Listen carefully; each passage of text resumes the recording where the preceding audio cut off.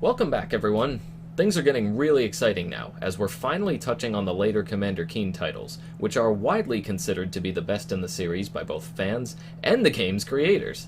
Although episodes 4 through 6 were initially planned to be released as a trilogy, just like the first 3 through the shareware model, plans were changed after a deal was made with publisher FormGen to sell episode 6 as a standalone retail release. Due to that, Goodbye Galaxy, the name of this set of episodes, consisted of only episodes 4 and 5, which is why I'll be focusing primarily on those in today's video. So, let's get back in. How does Commander Keen in Goodbye Galaxy hold up today?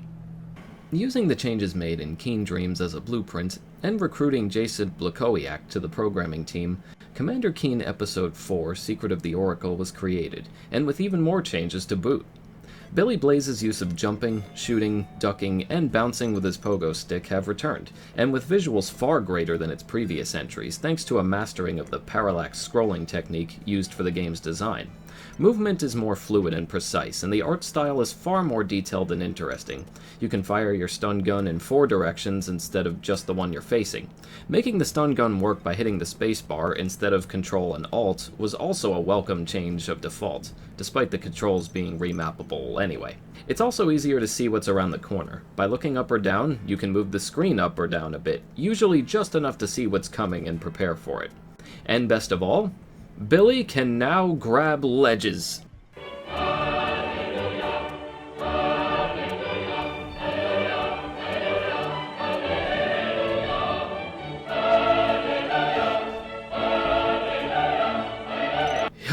We are truly, truly blessed. You may have noticed that I said stun gun instead of ray gun. If you recall in the previous video, I explained that Tom Hall received some negative feedback from parents concerned about the violence in the first 3 episodes, convincing him to change Billy's attack to throwing flower power at enemies to temporarily stun them. This stun gun follows in the same vein in that it still allows Billy to fire blasts at his enemies, but this time it leaves them lying unconscious instead of, dead. A few more changes to address before we jump into the story. As per Keen Dreams, you can now save anywhere in the game, including mid-level. In the original 3 episodes, you can only save on the world map in between stages, so this changes things up quite a bit, making the frustrating sections far less frustrating. Man, what I would have killed to have that ability in episode 3. The game also finally has background music. This was first planned to happen in Keen Dreams, so much so that there were even music settings in the main menu for it. But space limitations prevented that from being possible. The song You've Got to Eat Your Vegetables was originally composed for Keen Dreams, but thankfully survived by being added into this 4th episode. So what's with the story this time around? It all starts when Billy Blaze creates a transceiver, meant to pick up signals from any corner of the galaxy. He hears parts of a message involving a group called the Shikati, who plan to rule the galaxy in the name of someone called Ganalek. Billy makes plans to reach a planet called Gnosticus IV, home of the Gnosticenes, guardians of the Oracle. Just before launching, Billy's parents try to enter his workshop. Billy gets into a hilarious sequence where he ends up having to freeze both of them before leaving. Billy arrives on Gnosticus IV, only to be informed that all the members of the High Council were kidnapped and taken to various parts of the Shadowlands. And scene! So your mission is to find all of these High Council members, of which there are 8 in total, to complete the episode. As usual, their locations are not made obvious, making you have to explore each level to find them. I was happy to play and conquer them all, of course. One thing I immediately noticed was just how much more organic and comfortable everything felt. From the character movement, all the way to the smoother and more animated backgrounds. The game's sense of humor also increased a ton. You could tell the development team was really enjoying themselves. Finding a High Council member at the end of a stage triggers a brief discussion, some more humorous than others. Now, just because things are technically easier this time around due to the better movement and ability to save anywhere, does not make this an easy game. Far from it, in fact. There are all kinds of obstacles that will kill you unexpectedly, and unpredictable enemy movement is once again a huge contributing factor. You've got creatures like the Wormmouth, which start out small and seemingly harmless, only to emerge as a giant worm trying to eat you.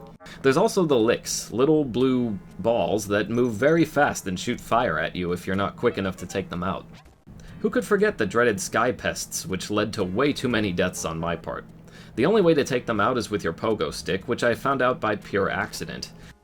The arachnuts are also fast, and extremely creepy looking. You could just feel Doom and Wolfenstein starting to form here.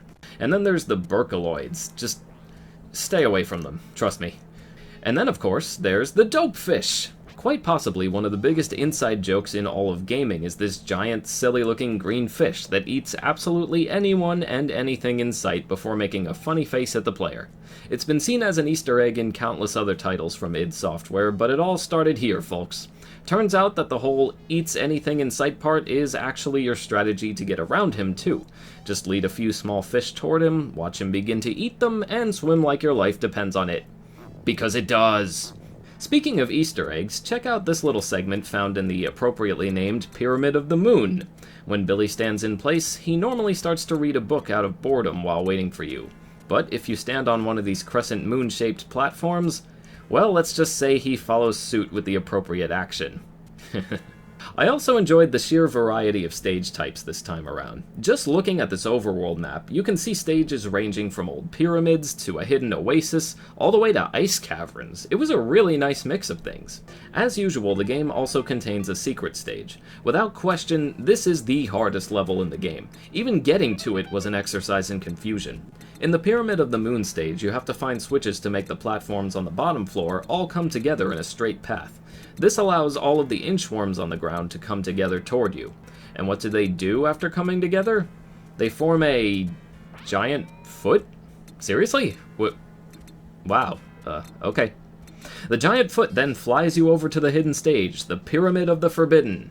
This stage really puts all of your abilities to the test, especially the segments like this one, where you have to go right into the face of a laser gun in order to get this yellow gem, and use it to move forward, all while continuing to duck and avoid the laser fire. There's even an enemy placed right at the end of this segment, as if dodging all of the lasers wasn't bad enough. The platform section following this one is also quite tricky, as you have to dodge attacks while standing on the moving platform, and jump up in time to not get hit by the enemy slugs. After that ordeal, you finally reach the High Council member at the end. Or do you? So the man goes on to inform you he is not a council member, but rather a janitor instead. After that entire ordeal, you rescued a janitor. So to sum it all up... You get nothing! You lose! Good day, sir! I will admit, I laughed pretty hard at Billy's silent stare, though. It's all about the bragging rights, I guess. After reaching the real final High Council member, the game's ending commences. Here, all of the council members turn on the Oracle machine after one of them makes a crack about the batteries not being charged, and the Oracle tells Keen about the Shikati.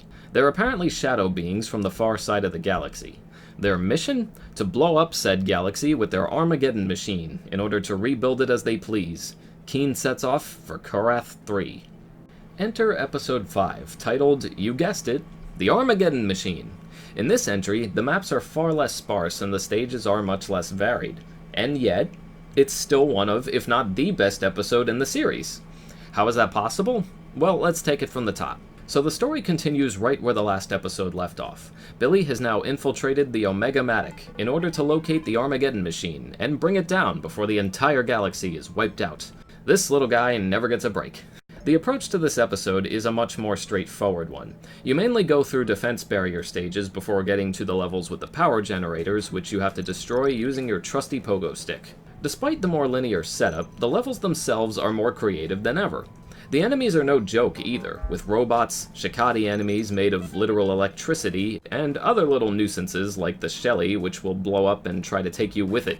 The real enemy to fear this time is the Robo-Red, however. Not only can these things not be destroyed, but they are easily capable of firing a spread shot cannon, making easy work of you. So, naturally, some levels require you to walk right past them in order to escape.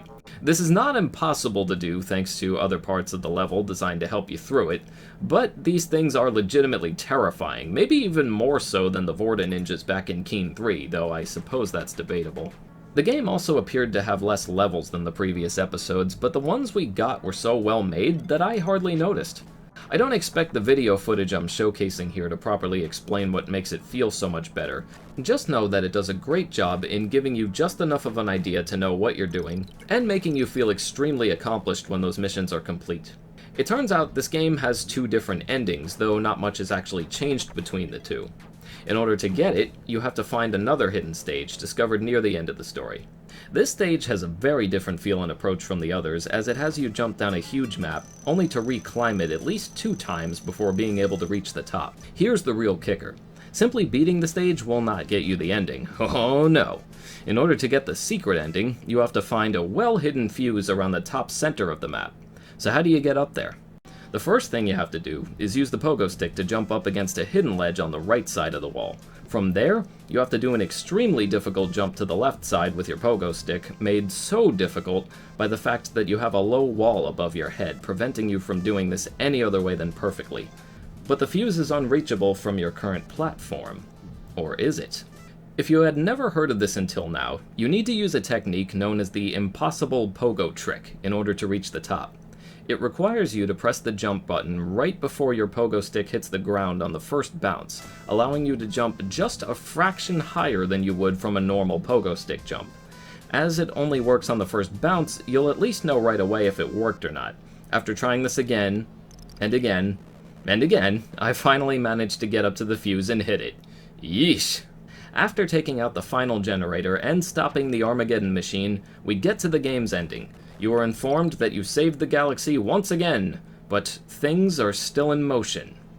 Depending on which ending you get, you'll see one of 2 screens. The first is this one, showing the Shikati trying to hightail it out of there following their defeat. If you manage to take out the fuse in the secret stage, you get this screen instead.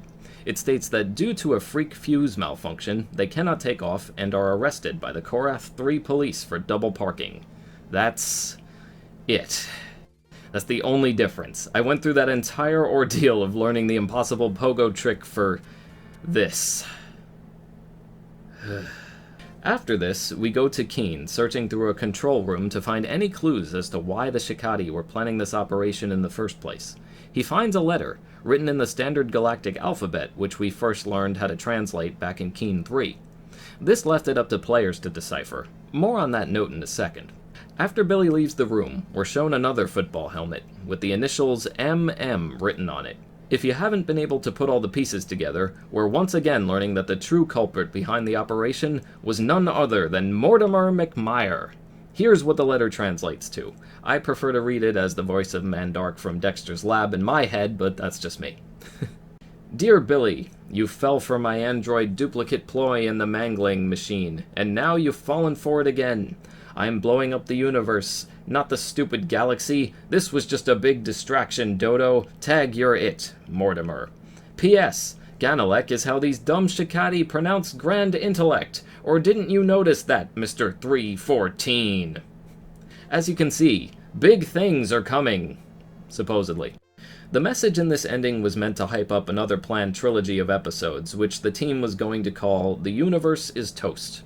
While the 6th official episode, titled Aliens Ate My Babysitter, did come out close to the time of episode 5, it was also developed between episodes 4 and 5, as well as changed to be a standalone title, following the partnership with FormGen, making Aliens Ate My Babysitter not quite the sequel to answer those lingering questions about Mortimer's plans. Alas, the rest was history, as Wolfenstein and Doom went on to become id's main focus, and honestly, who could blame them? So it's not hard to see why these episodes are so highly regarded compared to the previous ones. Almost everything was improved in some way, shape, or form. The new gameplay improvements and controls felt tighter and more fluid, the art style was much nicer to look at, the in-stage saving helped gamers to avoid a ton of potential headaches, and the experience was simply overall better to most. Now don't get me wrong, I will always have a nostalgic soft spot for the original 3 episodes, and even Keen Dreams in some regards, as well as the challenge they presented me, but I know improvements when I see them. If I were to try and get more modern gamers into this series today, I would easily pick episodes 4 and 5 to start with. They're much more manageable, more pleasant to look at, and hold up quite nicely thanks to the ability to save anywhere. It's also a very important part of id's history, and that's with or without the dopefish. And that's going to do it for this episode. Thank you all so much for watching. But we're not done just yet, as we have one more official episode to go. It may not answer the remaining questions about Mortimer's mysterious letter, but it's still something I believe is well worth talking about, and I hope you'll come back for it. In the meantime, take care, and I'll see you all again